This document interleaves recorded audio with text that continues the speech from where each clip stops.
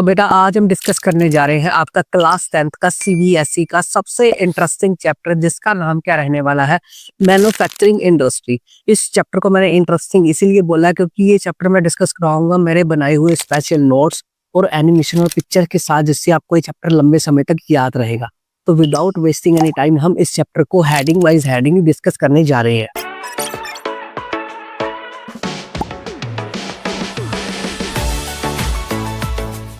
तो बेटा हमारे चैप्टर का नाम है मैन्युफैक्चरिंग इंडस्ट्रीज। इस चैप्टर को डीपली डिस्कस करने से पहले या बड़ी बड़ी बातें करने से पहले या इसकी फर्स्ट मेन हेडिंग को डिस्कस करने से पहले मैं आपको इस चैप्टर का मतलब समझा देता हूँ। ये चैप्टर दो वर्ड से बना है मिलके, एक मैन्युफैक्चरिंग और एक इंडस्ट्री। तो सबसे पहले मैन्युफैक्चरिंग का मतलब क्या होता है? Production of goods on large quantity. जब भी हम कोई भी चीज को प्रोड्यूस करते हैं लार्ज क्वांटिटी में, उसको मैन्युफैक्चरिंग बोलते हैं। यहाँ से 2 मार्क्स का क्वेश्चन आपको आएगा, एक्सप्लेन मैन्युफैक्चरिंग। तो आपने ये डेफिनेशन एज इट इज लिखनी है। उसके बाद बात करते हैं इंडस्ट्रीज। इंडस्ट्रीज क्या करती है? Enhance the value of raw material. जो रॉ मटेरियल है, कच्चा माल जिसको बोला जाता है, उसकी वैल्यू को एनहेंस करती है, उसकी वैल्यू को बढ़ाती है। इसकी एक एग्जांपल समझाऊंगा आपको, ये डेफिनेशन अच्छी तरह समझ आ जाएगी। Sugar from sugar cane. जो शुगर केन है वो रॉ मटेरियल है, अभी तक वो प्रोडक्ट नहीं बना। जैसे ही उसकी मैन्युफैक्चरिंग करके इंडस्ट्रीज क्या करती है, उसको शुगर में कन्वर्ट कर देती है, तो उसकी वैल्यू बढ़ जाती है। फॉर एग्जाम्पल शुगर केन की वैल्यू है 10 रुपीज, एक गन्ने की वैल्यू है। उस गन्ने से 1 किलोग्राम शुगर बन गई, उस शुगर की वैल्यू कितनी होगी? 35 रुपीज। मतलब 10 से 35। मतलब इंडस्ट्रीज ने क्या किया, रॉ मटेरियल जो गन्ना था उसकी वैल्यू बढ़ा दी प्रोडक्ट को कन्वर्ट करके। तो ये दो आपने डेफिनेशन याद रखनी है, आपको एग्जाम में क्वेश्चन आएगा 2 मार्क्स का यहाँ से, ठीक है। मैन्युफैक्चरिंग बताओ क्या होती है भाई, और इंडस्ट्री बताओ क्या होती है। तो आपने ये सारा लिखना है। अब बात करते हैं आपकी फर्स्ट मेन हेडिंग, जिसका नाम क्या रहने वाला है? Importance of manufacturing. क्या इंपॉर्टेंस है मैन्युफैक्चरिंग की? अगर आपको ये मॉडिफाई होकर क्वेश्चन आएगा तो क्या आएगा? Importance of manufacturing industry. Manufacturing industries की क्या इंपॉर्टेंस है? तो मैन्युफैक्चरिंग इंडस्ट्री मतलब आपके अगर एरिया में इंडस्ट्री खुल जाती है, उसकी क्या क्या इंपॉर्टेंस आपको देखने को मिलती है। तो जैसे जैसे मैं पॉइंट कराऊंगा वैसे वैसे आपकी अच्छी तरह समझ आती रहेगी इसकी, ठीक है। पहली इंपॉर्टेंस क्या है मैन्युफैक्चरिंग इंडस्ट्री की या मैन्युफैक्चरिंग की? Give employment. जो एम्प्लॉयमेंट है वो सबसे ज्यादा कौन देती है? इंडस्ट्री। फॉर एग्जाम्पल आपके कोई एरिया में शू मेकर कोई इंडस्ट्री बनेगी, तो वहां पर शू के जितने भी लोग होंगे वहां पर कारीगर, उसको उनको काम मिलेगा, ठीक है। यहाँ पर कोई मोबाइल इंडस्ट्री खुल जाती है तो वहां पर जितने वर्कर को काम आता है मोबाइल रिपेयरिंग का, तो वो वहां पर काम कर सकते हैं। तो बेसिकली क्या है? एम्प्लॉयमेंट प्रोवाइड करवाती है इंडस्ट्री। दूसरा पॉइंट है इसका, फॉरेन एक्सचेंज में भी हेल्प करती है। जैसे इंपोर्ट हो गया, एक्सपोर्ट हो गया, चीजों का करती है। जैसे कोई इंडस्ट्री है यहाँ पर इंडिया में बाहर देशों में अपने प्रोडक्ट्स बेचती है, तो उसको बोला जाता है एक्सपोर्ट करना। अगर कोई भी इंडस्ट्री है, कोई यहाँ से मंगवाती है चीज, तो इसको इंपोर्ट बोलते हैं। तो फॉरेन एक्सचेंज में हेल्प करती है, देश की जीडीपी को बढ़ाने में हेल्प करती है इससे, ठीक है। अगला पॉइंट है इंडस्ट्री की इंपोर्टेंस में जो है reduction of pressure on land. Land के ऊपर जो प्रेशर है इंडस्ट्रीज कम करती है। समझो इसको, प्रैक्टिकली समझो। एक खेत में बहुत सारे लोग काम कर रहे हैं, ठीक है। इंडिया में आपको पता है बेसिकली पहले का अगर सिनेरियो देखे तो 80 से 85% तक लोग क्या थे? एग्रीकल्चर के ऊपर डिपेंड थे, लैंड के ऊपर डिपेंड थे। तो अगर इंडिया पूरा का पूरा लैंड के ऊपर ही डिपेंड होएगा तो प्रेशर किसके ज्यादा ऊपर पड़ेगा? लैंड के ऊपर। तो जैसे इंडस्ट्री खुलती है तो लोग लैंड का काम छोड़ के क्या करेंगे? इंडस्ट्रीज के ऊपर काम करेंगे। तो जिससे क्या आएगा? इंडस्ट्री क्या करेगी? लैंड के ऊपर जो प्रेशर था, एग्रीकल्चर के ऊपर जो प्रेशर था, उसको कम करेगी। इंडस्ट्री कम करने में हेल्प मिलेगी, ठीक है। आई होप ये 3 पॉइंट आपको अच्छी तरह समझ आ गया। उसके बाद इसका अगला पॉइंट है यूटिलाइजेशन ऑफ नेचुरल रिसोर्सेज। जितने भी नेचुरल रिसोर्सेज है, चाहे वो शुगर है, चाहे वो शुगर केन है, चाहे वो कॉटन है, उसको यूटिलाइज करती है। उसको यूटिलाइज करके नए नए प्रोडक्ट बनाती है, जिससे लोगों की डेली लाइफ बड़ी ज्यादा आसान हो जाती है। तो utilization of natural resource is also importance of manufacturing industries. Last point रहने वाला है प्रोवाइड डेली नीड्स प्रोडक्ट्स। जितने भी डेली नीड्स में प्रोडक्ट्स हैं हमारे, वो सारे सारे कारखाने से बनते हैं, इंडस्ट्री से बनते हैं। अब छोटी से छोटी एग्जांपल ले लो, आप ब्रश करते हैं सुबह, तो वो ब्रश और टूथपेस्ट भी कहाँ से मिलती है? हमें इंडस्ट्री से मिलती है, जो हमारी डेली नीड को पूरा करती है। तो ये सारे के सारे पॉइंट्स इंपॉर्टेंस ऑफ इंडस्ट्रीज है, इंपॉर्टेंस ऑफ मैन्युफैक्चरिंग है, जो आपको एग्जाम में पूछे जा सकते हैं। यहाँ से 5 नंबर का क्वेश्चन बनता होता है कि what is the importance of manufacturing industry to the Indian economy. तो अपने ये सारे पॉइंट्स में लिखने हैं, ठीक है। आई होप ये कंसेप्ट दूसरा आपको अच्छी तरह समझ आ गया। उसके बाद भाई एक बात आपने नोट रखनी है आगे चलते, इस मेन हेडिंग के अंदर ही आती है वो, जो क्या है, एग्रीकल्चर और इंडस्ट्री वर्क टुगेदर। जो वर्क है वो टुगेदर करती है, डिपेंड्स ऑफ ईच अदर, जो एक दूसरे के ऊपर डिपेंड होती है। आपको एग्जाम में यहाँ से दूसरा क्वेश्चन ये बनता होता है, जो एग्रीकल्चर है और जो इंडस्ट्रीज होती हैं ये इकट्ठे काम करती हैं और एक दूसरे के ऊपर डिपेंड क्यों होती हैं, इसको इलेबोरेट करो। तो आपने इसके दो पक्ष याद रखने हैं, कैसे एग्रीकल्चर इंडस्ट्री के ऊपर डिपेंड होती है, कैसे इंडस्ट्री एग्रीकल्चर के ऊपर डिपेंड होती है। क्योंकि मैंने लास्ट लाइन बोली ना, वर्क ईच अदर, एक दूसरे के साथ काम करती है और इकोनॉमी में देश की बढ़ाने में हेल्प करती है। तो पहली हेडिंग में हम डिस्कस करने जा रहे हैं contribution of agriculture to industry, कि एग्रीकल्चर का क्या इंपॉर्टेंस है एक किसी भी इंडस्ट्री को। पहला point, agriculture provide raw material to industry. Industries को रॉ मटेरियल प्रोवाइड करवाती है और वो आगे रॉ मटेरियल को अगले प्रोडक्ट में कन्वर्ट करती है। जैसे एग्रीकल्चर में कॉटन को ग्रो किया जाता है, कॉटन को बाद में इंडस्ट्री कोई भी प्रोडक्ट बना के बेच सकती है, जैसे पिल्लो वगैरह बना सकती है। तो वही काम क्या करती है, एग्रीकल्चर रॉ मटेरियल प्रोवाइड करवाती है इंडस्ट्री को। एग्रीकल्चर दूसरा क्या प्रोवाइड कराती है, food for the workers of industry. Industries के जितने भी वर्कर्स हैं, जितने भी इंडस्ट्री में वर्कर काम करते हैं, कोई भी इंडस्ट्री है, ठीक है, उसमें जितने भी वर्कर्स होते हैं उसको खाना कौन प्रोवाइड करवाता है, भाई एग्रीकल्चर। एग्रीकल्चर से भाई खाना मिलता है, एग्रीकल्चर ग्रो करती है तभी लोग खा पाते हैं उसको, ठीक है। आई होप ये 2 पॉइंट आपको किसमें समझ आ गई, एग्रीकल्चर का जो कॉन्ट्रीब्यूशन है किसके लिए, इंडस्ट्रीज के लिए। अब इसका उल्टा याद रखना है, इंडस्ट्रीज का जो कंट्रीब्यूशन है एग्रीकल्चर के लिए, इंडस्ट्री क्या प्रोवाइड करवाती है एग्रीकल्चर को। इसका पहला पॉइंट रहने वाला है provide infrastructure facilities. Infrastructure facilities का मतलब क्या होता है, पानी की व्यवस्था हो गया, बिजली की व्यवस्था होगी, तो सारी की सारी कौन करवाती है, इंडस्ट्री कराती है। जैसे बिजली पैदा करने वाली इंडस्ट्रीज होती है जो, वो सभी एग्रीकल्चर को क्या करती है, बिजली प्रोवाइड करवाती है। जो सड़कें बनाने वाली इंडस्ट्रीज, जैसे सीमेंट वगैरह होगा जिससे सड़कें बनती हैं, तो वो अगर बनाएंगी तभी से सड़कें मजबूत होंगी, तभी मैं एग्रीकल्चर करने के पॉसिबल हो सकता हूँ। तो एग्रीकल्चर को इंडस्ट्री क्या प्रोवाइड कराती है, इंफ्रास्ट्रक्चर फैसिलिटीज प्रोवाइड करवाती है, जिससे एग्रीकल्चर आसान हो जाती है। इंडस्ट्रीज का अगला कंट्रीब्यूशन क्या है एग्रीकल्चर के लिए, reduce pressure on land. Land के ऊपर जो प्रेशर था, जो मैंने पीछे ही इलेबोरेट कर दिया था पॉइंट, तो कौन कम करती है, इंडस्ट्रीज। इंडस्ट्रीज ही होती है जो एग्रीकल्चर का जो जितना भी लैंड है, वो प्रेशर है, वो इंडस्ट्री कम कर देती है, ठीक है। जितना भी लैंड के ऊपर प्रेशर है एक्स्ट्रा वाला, वो किसके ऊपर चला जाता है, इंडस्ट्री। तो इससे बैलेंस बन जाता है, ठीक है। इसका लास्ट पॉइंट है प्रोवाइड एग्रीकल्चर प्रोडक्ट्स। बहुत सारे एग्रीकल्चर प्रोडक्ट्स हैं जो इंडस्ट्री प्रोवाइड करवाती है एग्रीकल्चर को। जैसे एग्रीकल्चर में बहुत सारे प्रोडक्ट्स है जिससे बिना एग्रीकल्चर बड़े लेवल के ऊपर पॉसिबल नहीं हो सकती, जैसे ट्रैक्टर वगैरह हो गए, ठीक है, पेस्टिसाइड्स हो गए, इंसेक्टिसाइड हो गए, फर्टिलाइजर्स हो गए, वो सारा इंडस्ट्री में बनता है जो एग्रीकल्चर में काम आता है। आई होप ये पहली मेन हेडिंग आपको अच्छी तरह समझ आ गई। इसका नाम क्या था, इंपोर्टेंस ऑफ मैन्युफैक्चरिंग। उसके बाद भाई हम डिस्कस करते हैं इसकी नेक्स्ट मेन हेडिंग, जिसका नाम क्या रहने वाला है, क्लासिफिकेशन ऑफ इंडस्ट्रीज। भाई इस हेडिंग में बेसिकली हम ना क्लासिफिकेशन पढ़ेंगे, इंडस्ट्री की क्या क्या क्लासिफिकेशन है, इंडस्ट्रीज को कितने पार्ट्स में इंडिया में बांटा गया है और उस पार्ट्स का क्या नाम है। तो ये जो हेडिंग है आपकी टेक्स्ट बुक्स में बड़ी ज्यादा कंफ्यूजिंग है, पर मैं आपको इतना बढ़िया माइंड मैप से कराऊंगा ना, आपको लाइफ टाइम ये कभी भी नहीं भूलेगा। तो आइए इस हेडिंग को बढ़िया तरीके से ऑपरेट करते हैं। तो क्लासिफिकेशन ऑफ इंडस्ट्रीज में आपने ये रंग बिरंगा मैप याद रखना है, ये मेरे द्वारा बनाया गया माइंड मैप है, ठीक है। तो बेसिकली जैसे आप देख रहे हो ना, आपका जो क्लासिफिकेशन है कुछ पार्ट्स में डिवाइडेशन है। अभी सिर्फ नाम डिस्कस करेंगे और इसके बाद हम एक एक करके इसकी क्लासिफिकेशन को डिटेल में डिस्कस करेंगे, जिससे एग्जाम में क्वेश्चन पूछे जाते हैं। तो पहली है on the basis of raw material, कि रॉ मटेरियल के अकॉर्डिंगली जो इंडस्ट्री की क्लासिफिकेशन है दो टाइप की है according to your text books. पहली है एग्रो बेस, दूसरी है मिनरल बेस। तो इसको हम डिस्कस करेंगे। अगली क्लासिफिकेशन आती है on the basis of capital investment, कि कैपिटल इन्वेस्टमेंट मतलब क्या होता है कि इंडस्ट्रीज के ऊपर कितना पैसा लगाना है। कैपिटल का मतलब क्या होता है, पैसा लगाना। तो इसको कैटेगराइज किया गया है फर्दर 2 पार्ट्स में। कौन सी होती है, लार्ज स्केल इंडस्ट्रीज और स्मॉल स्केल इंडस्ट्रीज। 2 पार्ट समझ आ गए। उसके बाद डिस्कस करते हैं on the basis of main role, कि जो इकोनॉमी की ग्रोथ के लिए मेन रोल है इंडस्ट्री का, तो वो कौन सी कैटेगराइज है, वो भी 2 पार्ट में कैटेगराइज है। जैसे पहला है बेसिक या की इंडस्ट्री बोला जाता है, और अगली क्या है, कंज्यूमर इंडस्ट्री। तो इसको एक एक करके एक्सप्लेन करेंगे हम, कोई बात नहीं, अभी सिर्फ हम करेक्टर देख रहे हैं कौन से पिक्चर में आते हैं, ठीक है। Second last is basis of bulk can weight. Weight के अकॉर्डिंग इंडस्ट्री कितने कैटेगराइज की गई है, 2, सभी 2 है लास्ट को छोड़ के। पहली है हैवी और दूसरी है लाइट इंडस्ट्री। सबसे लास्ट में आता है on the basis of ownership.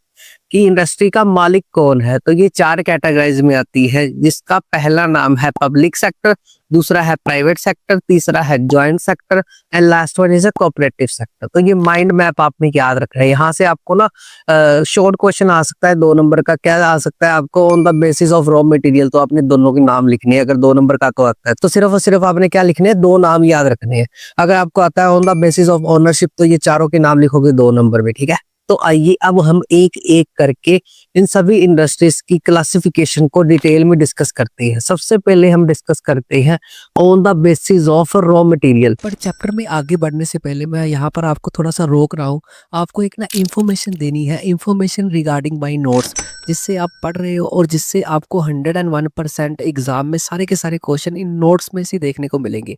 तो बेसिकली आपके 10th के जितने भी चैप्टर हैं, चाहे वो हिस्ट्री का चैप्टर है, चाहे वो इकोनॉमिक्स का चैप्टर है, चाहे वो जियोग्राफी का है, चाहे वो पॉलिटिक्स का है, सभी चैप्टर ना सीक्वेंस में दिए गए हैं आपकी टेक्स्ट बुक्स और हेडिंग के अकॉर्डिंग दिए गए हैं, और मेरे नोट्स भी उसी हेडिंग से बने हुए हैं। फॉर एग्जाम्पल एक चैप्टर एग्जाम्पल के लिए ले लेते हैं, सभी की सेम ही सीक्वेंस रहेगी। एग्जाम्पल में मैं आपको इकोनॉमिक्स का 2nd नंबर वाला चैप्टर की एग्जाम्पल दूंगा, जिसका नाम क्या है, the sector of Indian economy. अब इसकी फर्स्ट हेडिंग का क्या नाम है, the sector of economic activity. अब इस हेडिंग का प्रॉपरली ऑपरेशन करके मैंने ये वाले नोट्स बनाए हैं, और ये वाले जो कलरफुल नोट्स हैं आपके एग्जाम में 100 में से 100 मार्क्स लाने में बड़ी ज्यादा हेल्प करेंगे। अब पहली हेडिंग का नाम क्या था, the sector of economic activity. तो ये वाले नोट्स उससे बने हैं। अब इस नोट्स से ना आपको जितने भी very short question answer cover होंगे, और जितने ही शॉर्ट क्वेश्चन आंसर कवर होंगे ना, एक हेडिंग की बात कर रहा हूँ, और जितने ही लॉन्ग क्वेश्चन आंसर कवर होंगे वो आपको after the completion of heading आपको बाद में नीचे दिए जाएंगे। मतलब जैसे जैसे आप हेडिंग वाइज हेडिंग चैप्टर करते रहोगे, वैसे वैसे आप हेडिंग वाइज हेडिंग ही क्वेश्चन आंसर रीड करते रहोगे, चाहे वो वेरी शॉर्ट है, चाहे वो शॉर्ट है, चाहे वो लॉन्ग है। मतलब आपको, मैं बुक का नाम नहीं लूंगा, आप समझ जाओगे। बहुत सारी बुक्स ऐसी हैं जहाँ पर इकट्ठे क्वेश्चन दिए जाते हैं, इकट्ठे लॉन्ग होते हैं, इकट्ठे वेरी शॉर्ट होते हैं, इकट्ठे शॉर्ट हो जाते हैं, तो आप कंफ्यूजन आप में आ जाती है, हाँ भी इतने क्वेश्चन कैसे करेंगे। तो उसका शॉर्ट सोल्यूशन क्या है, मेरे नोट्स। जैसे ही आप अपनी बोरिंग टेक्स्ट बुक्स की हेडिंग कवर करोगे और मेरे कलरफुल नोट्स, उसके बाद आपको ऑपरेशन अच्छी तरह समझ आ जाएगा। उस हेडिंग के ही जितने वेरी शॉर्ट बनेंगे, जितने शॉर्ट बनेंगे और जितने लॉन्ग क्वेश्चन बनेंगे वो नीचे दिए गए हैं। और साथ में सबसे इंटरेस्टिंग बात, साथ में सभी क्वेश्चंस की हिंदी भी मेंशन कर दी गई है, ताकि मोबाइल की डिक्शनरी उठाते समय आप सोशल मीडिया पे ना खो जाओ। तो आपको हिंदी भी साथ दी गई है, आपको कोई भी टेंशन लेने की जरूरत नहीं है। इसके बाद नोट्स का सबसे बड़ा फीचर ये है कि इसमें क्या दिया गया है, आपको पिछले 5 सालों में जितने भी क्वेश्चन आए हैं वो सारे के सारे मेंशन है। मतलब आप सबसे ज्यादा इंपॉर्टेंट क्वेश्चन फेस करोगे जो एग्जाम में पिछले 5 सालों में रिपीट हुए क्वेश्चन। तो आपको 101% यहाँ से आपको 80 में से 80 मार्क्स का कंसेप्ट मिलेगा, एक भी नंबर का बाहर से नहीं आएगा। अब सबसे बड़ा सवाल, इन नोट्स को कैसे डाउनलोड कर सकते हो। इन नोट्स को आप HD क्वालिटी में बढ़िया कंसेप्ट पिक्चर के साथ डिस्क्रिप्शन में दिए गए लिंक पे क्लिक करके और छोटी सी इंफॉर्मेशन अपनी फिल करके, जो इंफॉर्मेशन टॉप सीक्रेट रहेगी, आपकी कभी भी लीक नहीं होगी। तो आप क्या करोगे, इस लिंक पे क्लिक करके कुछ जीमेल आईडी अपनी फिल करके, नेम वगैरह फिल करके आप इसको नोट्स को डाउनलोड कर सकते हो HD क्वालिटी में। आई होप ये नोट्स का कंसेप्ट आपको अच्छे से समझ आ गया। अब बहुत बातें होगी, अब बढ़ते हैं इस चैप्टर को कंटिन्यू करते हैं। रॉ मटेरियल का मतलब क्या होता है कि उस इंडस्ट्रीज में, उस कारखाने में, उस फैक्ट्री में कौन सा कच्चा माल यूज होता है, मतलब कौन सा कच्चा माल से फाइनल प्रोडक्ट बनाया जाता है। तो पहली कौन सी थी, एग्रो बेस, और दूसरी थी मिनरल्स बेस। दो ही याद रखने हैं। एग्रो बेस में क्या आता है, यहाँ पर इसकी डेफिनेशन ये है, uses farm products as raw material. जो फार्म के प्रोडक्ट्स हैं, जो एग्रीकल्चर के प्रोडक्ट्स हैं, उसको रॉ मटेरियल के लिए यूज किया जाता है। जैसे मैं आलू उगा लूं, तो मैं फैक्ट्री को अगर भेजूंगा, लेज की फैक्ट्री को, आलू क्या है, रॉ मटेरियल है लेस के लिए। तो इसके एग्जांपल में आपने याद रखनी है कॉटन टेक्सटाइल। कॉटन का मतलब होता है रुई, और टेक्सटाइल का मतलब होता है कपड़े। जो रुई की बनने वाली कपड़े वाली इंडस्ट्रीज होती है, वो कॉटन को as a raw material use करती है, जो खेतों में उगते हैं। तो जैसा नाम है वैसा ही काम है। उसके बाद है minerals base. Mineral base, mineral का मतलब क्या होता है, जितने भी मिनरल्स है, जैसे गोल्ड हो गया, सिल्वर हो गया, तो ये यूज किसको करते हैं भाई, रॉ मटेरियल किसको, मिनरल्स को रॉ मटेरियल यूज करते हैं। उसको क्या बोला जाता है, मिनरल्स बेस इंडस्ट्रीज। एग्जाम्पल में याद रखना है आपने आयरन एंड स्टील इंडस्ट्रीज। बाकी मैं ना एक एक एग्जाम्पल दे रहा हूँ, बाकी सारी एग्जाम्पल आपको नोट्स में बढ़िया तरीके से मिल जाएगी, आपको कोई टेंशन लेने की जरूरत नहीं। यहाँ से डफर क्वेश्चन बनते हैं। डफर क्वेश्चन का मतलब क्या होता है, इससे क्वेश्चन में ही आंसर छुपा होता है। जैसे मैं बोलूँ एग्रो बेस, एग्रो मतलब एग्रीकल्चर बेस, जो एग्रीकल्चर के प्रोडक्ट्स को यूज करती है, जो फार्म के रॉ मटेरियल प्रोडक्ट्स को यूज करती है, उसको एग्रो बेस बोला जाता है। अब मिनरल बेस आएगा, जैसा नाम है वैसा ही काम है, डफर क्वेश्चन है, जैसे क्वेश्चन में ही पता चल रहा है आंसर। तो जो रॉ मटेरियल किसको यूज करेगी, मिनरल्स को। तो आप आंखें बंद करके भी याद रख सकते हो। एग्रो बेस मतलब एग्रीकल्चर के प्रोडक्ट्स रॉ मटेरियल यूज करती है, और मिनरल बेस मतलब मिनरल्स को रॉ मटेरियल के रूप में यूज करती है। तो ये दोनों के बारे में समझ आ गया, यहाँ से यही क्वेश्चन था on the basis of raw material. उसके बाद अगली कोई कैटेगरी क्या थी, on the basis of capital investment. Capital का मतलब क्या होता है भाई, पैसा। इन्वेस्टमेंट का मतलब क्या होता है, जब हम किसी भी चीज में, कोई भी इंडस्ट्री में इन्वेस्ट करते हैं। जैसे मैंने बिजनेस शुरू करना, तो मेरी इन्वेस्टमेंट कितनी होगी, 10 लाख का बिजनेस शुरू किया तो मेरी कैपिटल इन्वेस्टमेंट कितनी होगी, 10 लाख। अगर 11 लाख का शुरू किया तो 11 लाख मेरी कैपिटल इन्वेस्टमेंट है, मतलब जितने पैसे मैं लगाऊंगा। तो कैपिटल इन्वेस्टमेंट के अकॉर्डिंगली दो तरह की इंडस्ट्री होती है, लार्ज स्केल और स्मॉल स्केल। डफर क्वेश्चन आएगा। लार्ज मतलब जहां पर लार्ज मशीनें यूज होती हैं, पैसा भी ज्यादा लगता है। स्मॉल स्केल क्या आएगा, जहां पर पैसा कम लगता है और बेसिक इनपुट भी कम लगती है। तो सबसे पहले लार्ज स्केल की डेफिनेशन क्या है, रन विद हैवी इन्वेस्टमेंट। जो हैवी इन्वेस्टमेंट में रन की जाती है, ब्रैकेट में लिखा है मोर देन 10 करोड़, ज्यादा होने चाहिए 10 करोड़ से, ठीक है। यहाँ पर लास्ट में क्या लिखा है, बिग मशीन्स यूज होती है। तो ये डफर क्वेश्चन ही होगा। लार्ज में क्या आएगा, सब कुछ लार्ज ही होगा, 10 करोड़ से ज्यादा पैसा होना चाहिए, हैवी मशीन्स होनी चाहिए, ठीक है। अगला पॉइंट है, यहाँ पर लिखा है वुमेन वर्क, यहाँ पर क्रॉस लगाया हुआ है। तो बेसिकली ज्यादातर जो वुमेन्स हैं वो लार्ज स्केल इंडस्ट्री में काम नहीं करती, क्योंकि हैवी काम होता है ना। इसकी एग्जांपल क्या है, जैसे ऑटोमोबाइल इंडस्ट्री होगी, कारें वगैरह बनती हैं, लोहे की बड़ी बड़ी इंडस्ट्रीज होगी, वहां पर वुमेन कम काम करती है, ठीक है। यहाँ पर आप लिख सकते हो वुमेन जो होती है वो लार्ज स्केल इंडस्ट्री में कम काम करती है। अब बात करते हैं small scale industry. Small scale industry में सारा उल्टा लिखना है। यहाँ पर लिखा है ना, रन विद लो इन्वेस्टमेंट, मतलब लो इन्वेस्टमेंट होनी चाहिए। डफर क्वेश्चन हो गया। जो स्मॉल है उसके लिए कम ही होगा भाई पैसा, ठीक है।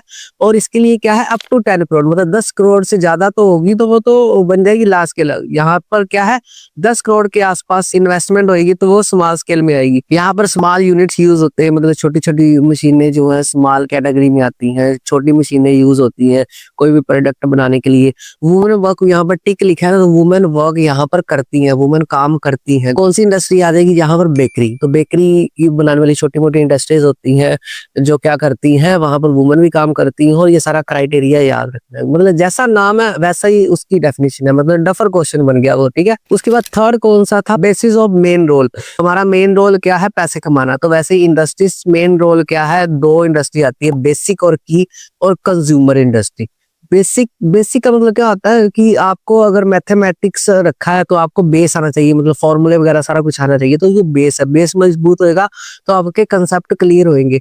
तो बेसिक इंडस्ट्री की डेफिनेशन क्या है, provide essential material to other industry. ऐसी इंडस्ट्री जरूरी मटेरियल है दूसरी इंडस्ट्रीज को प्रोवाइड करवाती है।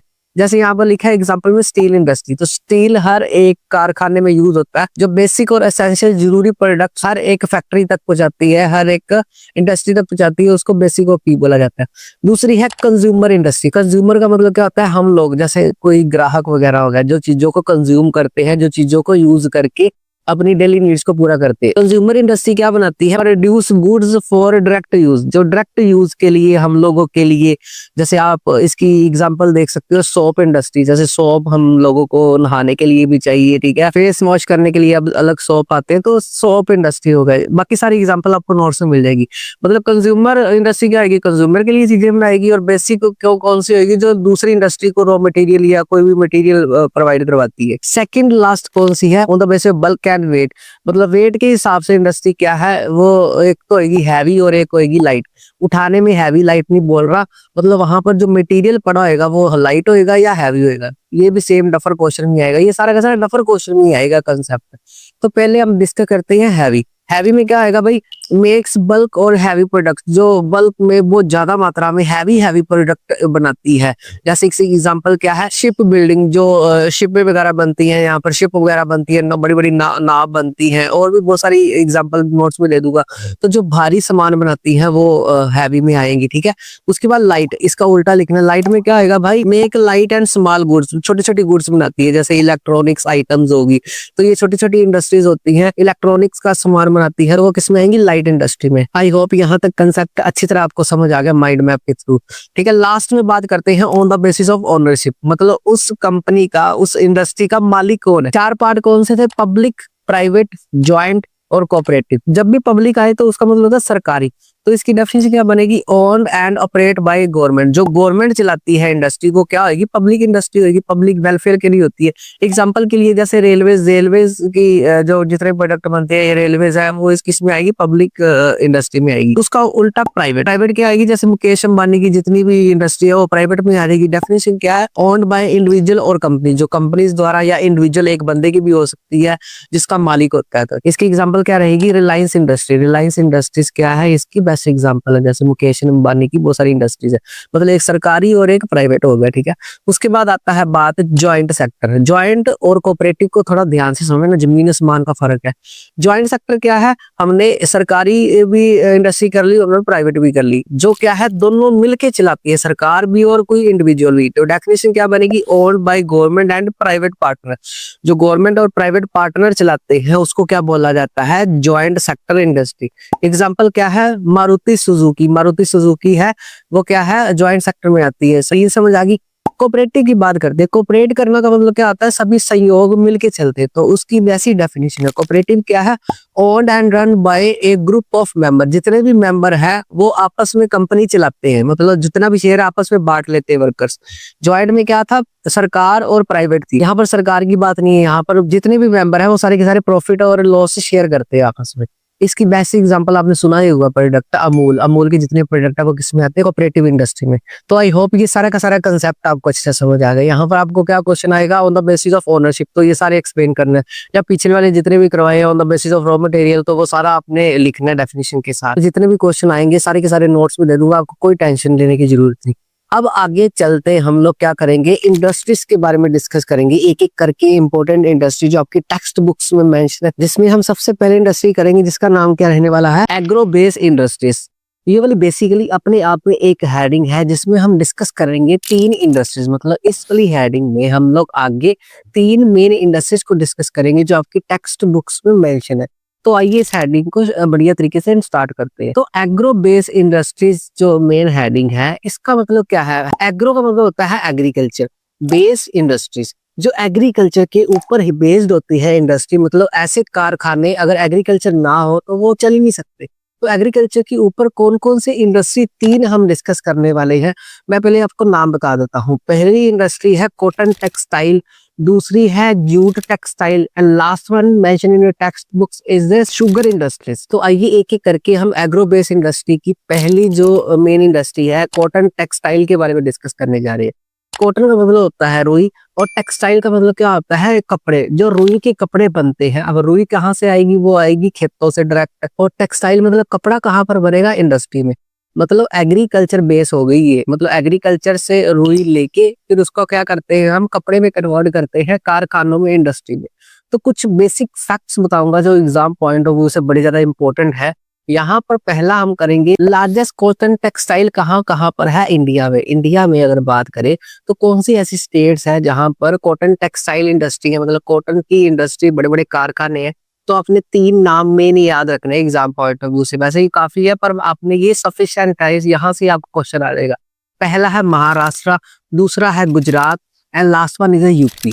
अब यहाँ पर कुछ प्लेसेस आगे भी याद रखनी पड़ेंगी, जैसे महाराष्ट्र में तीन प्लेसेस याद रख लो, मुंबई, पुणे और नागपुर। मुंबई, पुणे और नागपुर जो महाराष्ट्र में है, वहां पर सबसे ज्यादा कॉटन टेक्सटाइल है। ठीक है, उसके बाद अगर गुजरात की बात करें, गुजरात में है अहमदाबाद, राजकोट, पोरबंदर। तो ये आपको एज इट इज नाम याद रखने पड़ेंगे एग्जाम पॉइंट ऑफ व्यू से। ठीक है, लास्ट में यूपी। यूपी उत्तर प्रदेश मतलब कानपुर है यहाँ पर, और आगरा एंड मोदीनगर। तो ये आपने कंसेप्ट याद रखना है, तीन जगह, और तीन जगह की सब जगह याद रखनी है। यहाँ पर एक छोटी सी बात आपने नोट रखनी है, जो पहले दो है कौन से, महाराष्ट्र और गुजरात की, उसके पहले पहले पॉइंट क्या है, महाराष्ट्र मुंबई में और गुजरात में अहमदाबाद में बहुत ज्यादा मात्रा में यहाँ पर कॉटन टेक्सटाइल इंडस्ट्रीज है। तो इसका कारण क्या है, यहाँ पर आपको दूसरा ये लॉन्ग क्वेश्चन आ सकता है, भाई मुंबई, महाराष्ट्र, गुजरात, अहमदाबाद में सबसे ज्यादा कॉटन टेक्सटाइल है। तो उसके कुछ कारण है।